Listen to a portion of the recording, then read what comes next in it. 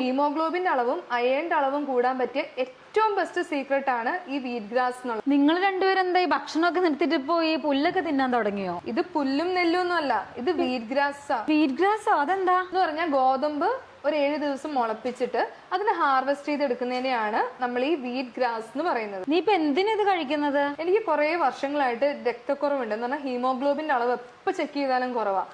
ഹീമോഗ്ലോബിന്റെ അളവും അയേണിന്റെ അളവും കൂടാൻ പറ്റിയ ഏറ്റവും ബെസ്റ്റ് സീക്രട്ട് ആണ് ഈ വീറ്റ് ഗ്രാസ് എന്നുള്ളത്. അതെ, എങ്ങനെയാ ഇത് കഴിച്ച എങ്ങനെയാ രക്തം എങ്ങനെ കൂടുന്നേ? ഈ വീറ്റ് ഗ്രാസിന്റെ കോശങ്ങളുടെ സ്ട്രക്ചറും നമ്മുടെ ബ്ലഡിലുള്ള ഹീമോഗ്ലോബിന്റെ സ്ട്രക്ചറും ഒരേപോലെയാണ്. അതുകൊണ്ട് തന്നെ ഇത് ഓക്സിജൻ ക്യാരിയിങ് കപ്പാസിറ്റി കൂട്ടാനായിട്ടും നമ്മുടെ ബ്ലഡിൽ ന്യൂട്രിയൻസ് സപ്ലൈ ചെയ്യാനായിട്ടും അതുവഴി ഹീമോഗ്ലോബിൻ, അയേൺ, രക്തത്തിന്റെ അളവ് കൂടാനൊക്കെ ഏറ്റവും ബെസ്റ്റ് ആണ് ഈ വീറ്റ് ഗ്രാസ് എന്നുള്ളത്. വീറ്റ് ഗ്രാസ് എന്നൊക്കെ പറയുമ്പോ വീറ്റ് എന്ന് പറയുന്നത് ഗോതമ്പല്ല, അപ്പൊ ഇതിൽ ഗ്ലൂട്ടൻ ഉണ്ടാവില്ലേ? ഇത് ഗോതമ്പ് മുളപ്പിച്ചതാ, ഇതിൽ ഗ്ലൂട്ടൻ ഒട്ടുമില്ല. ഇതൊന്നും മാത്രമല്ലാതെ വീറ്റ് ഗ്രാസിൽ നമുക്ക് ആന്റി ഓക്സിഡൻസ് ഉണ്ട്, ഗ്ലൂട്ടൻ ഉണ്ട്, അതുപോലെ തന്നെ വൈറ്റമിൻ സി ഉണ്ട്, ബി കോംപ്ലക്സ് ഉണ്ട്. അതുപോലെ തന്നെ നമ്മുടെ ശരീരത്തില് ഓക്സിജൻ സപ്ലൈ ചെയ്യാനുള്ള ഒരു കപ്പാസിറ്റിയും കൂടി ഇതിനുണ്ട്.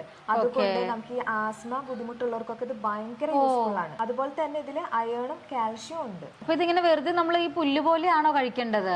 അങ്ങനെയല്ല, ഇത് നമ്മളൊരു 20-25 ഗ്രാം എടുത്തിട്ട് ഒരു 1 ഗ്ലാസ് വെള്ളത്തിലിട്ടിട്ട് നമ്മൾ അടിച്ചിട്ട് ജസ്റ്റ് ഒന്ന് അരിച്ചിട്ട് കുടിച്ചാൽ മതി.